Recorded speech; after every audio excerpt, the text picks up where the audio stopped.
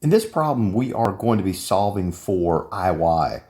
So in previous iterations of problems, we have solved for N, we have solved for PV, and solved for FV.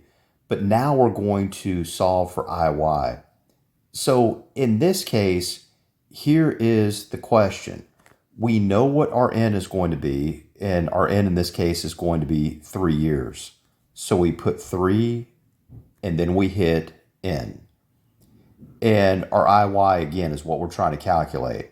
Our present value is 2,572. That's going to be a negative, and that's going to be present value.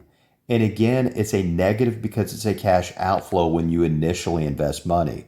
When you get back $3,000 at the end of the 3 years, that will be a positive inflow. So you want to put 0 in for payment. And again, the reason you want to put 0 in for payment is because if you have a payment saved in there from a previous problem, it will mess your answer up. So you do not want to do that. $3,000 is your future value.